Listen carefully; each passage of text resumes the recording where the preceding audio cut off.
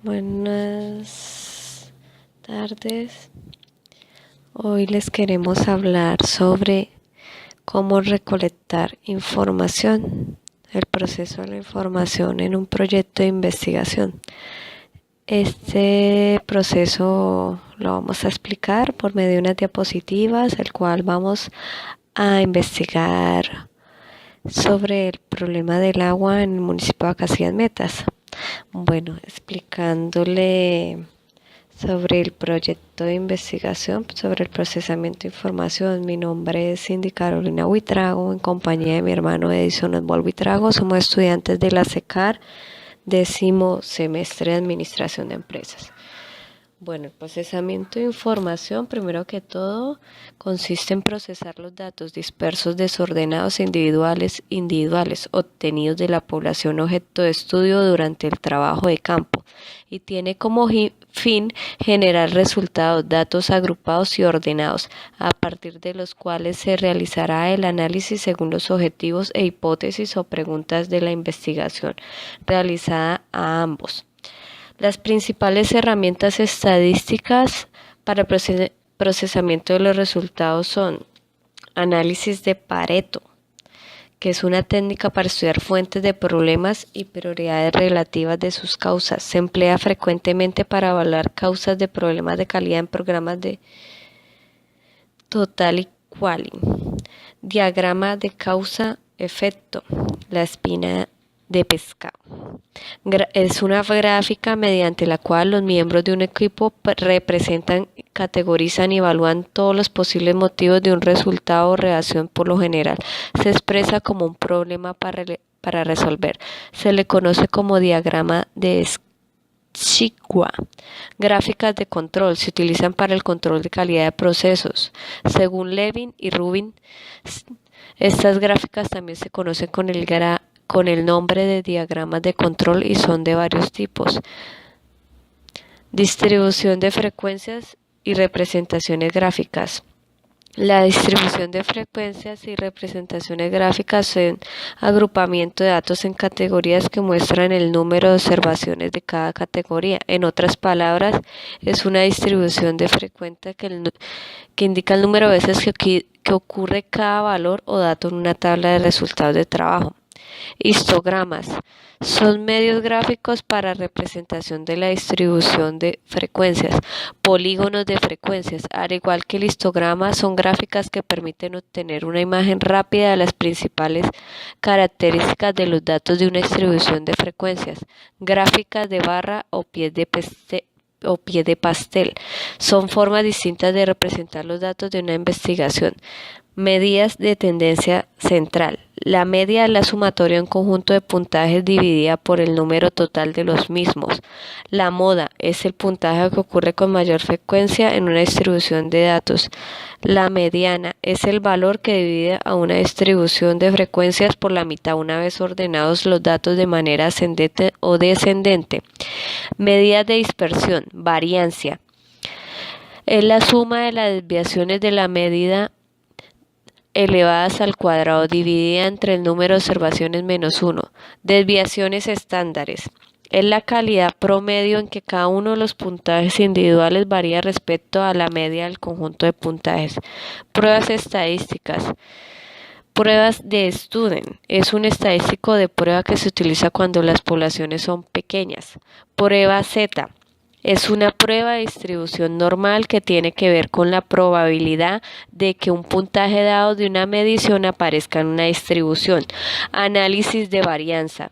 Es una prueba estadística para analizar si más de dos grupos difieren significativamente entre sí en cuanto a sus medidas y varianzas. Análisis de covarianza. Es una prueba que se usa para analizar la existencia o no de relación entre un variable dependiente, dos o más independientes. Chi cuadrado es una prueba estadística que permite probar si más de estas proporciones de población pueden considerarse iguales o, entre otras palabras, permite probar si dichas proporciones no presentan diferencias significativas.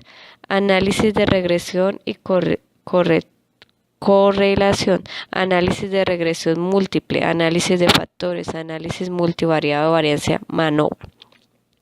En la actualidad, los análisis estadísticos se relacionan mediante el uso de programas estadísticos como el StatGraphics. El uso de una herramienta estadística en el proceso de datos de una investigación depende de las circunstancias concretas de los objetivos del trabajo y la posibilidad de cuantificar cada variable. El análisis y la discusión de los resultados en un proyecto de investigación consiste, una vez procesados los datos por medios estadísticos, se obtienen unos resultados que deben ser analizados e interpretados o discutidos. El análisis de los resultados consiste en interpretar los hallazgos relacionados con el problema de investigación, los objetivos propuestos, las hipótesis y preguntas formuladas y las teorías o presupuestos planteados en el marco teórico, con el fin de evaluar si confirman las teorías o no y se generan debates con la teoría ya existente. La diferencia entre descripción, análisis y discusión de los resultados de una investigación permite deducir y sintetiza toda la información de la investigación, mientras discusión de los resultados es el aspecto más importante que se tiene en cuenta en toda esta investigación. Sobre él deben hacer énfasis los jurados evaluadores del informe final presentando los investigadores. La relación entre el problema de investigación consiste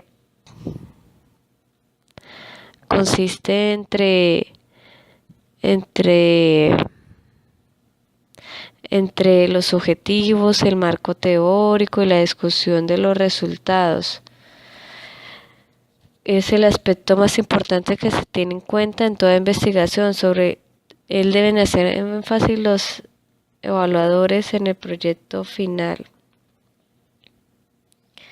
porque así podemos ver que forman parte fundamental de la estructura de un proyecto de investigación y que los objetivos se convierten en parte importante de la investigación. Estos elementos durante todo el proceso son necesarios para resolver las preguntas y dudas que planteen los investigadores y que puedan surgir a lo largo de la investigación.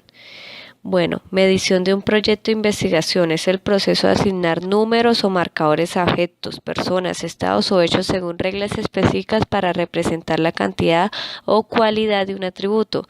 En este sentido no se mide el hecho, la persona o el objeto, sino por sus atributos e investigaciones. Consiste en emitir un juicio acerca de un resultado específico.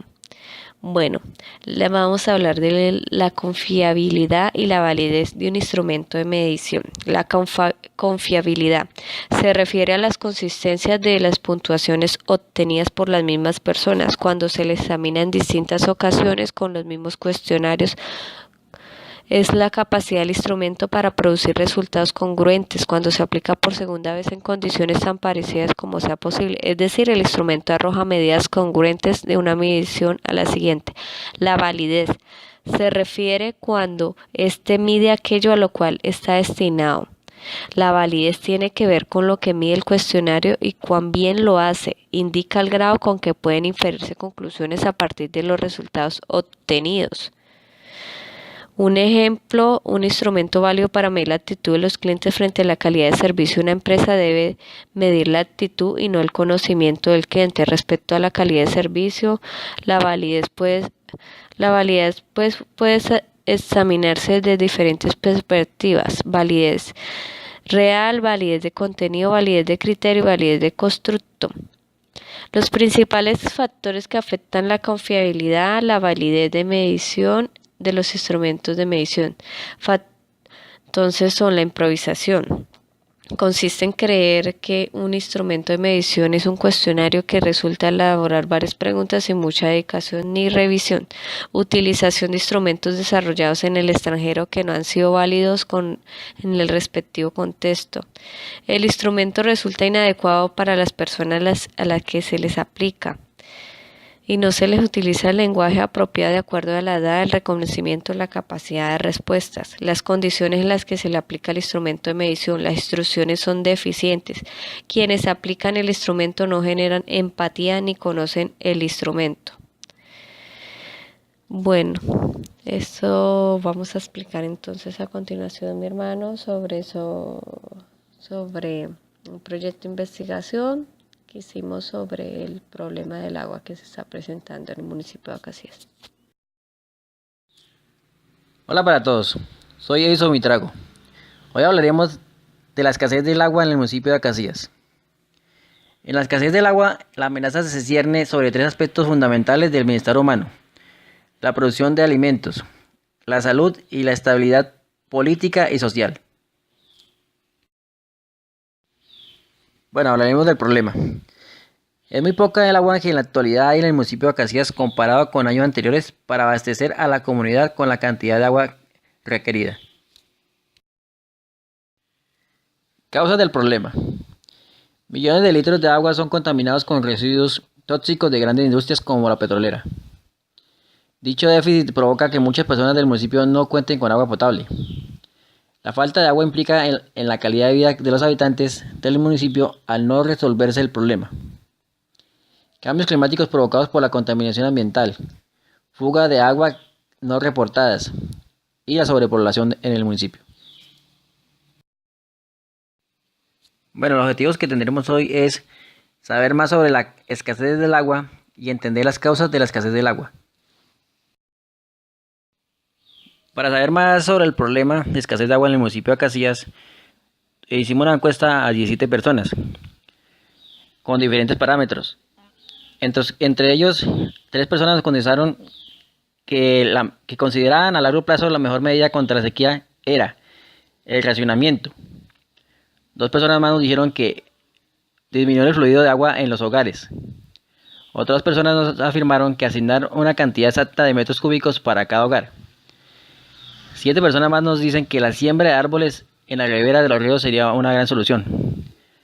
Y 3 personas más afirman que conservar yacimientos de agua y no talar árboles, una conciencia de uso racional de los recursos y ahorrar más agua, sería también la solución.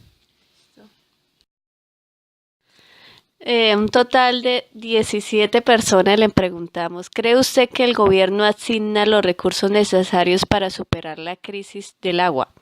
Un total de 16 personas contestaron no y 0,1 persona contestó que sí, para un total de encuestados de 17 personas. Seguimos con la encuesta. Tomamos las mismas 17 personas a las cuales se les preguntó qué acciones realizaban para ahorrar el agua. Una de ellas nos contestó que sería multar a quienes desperdicien el agua.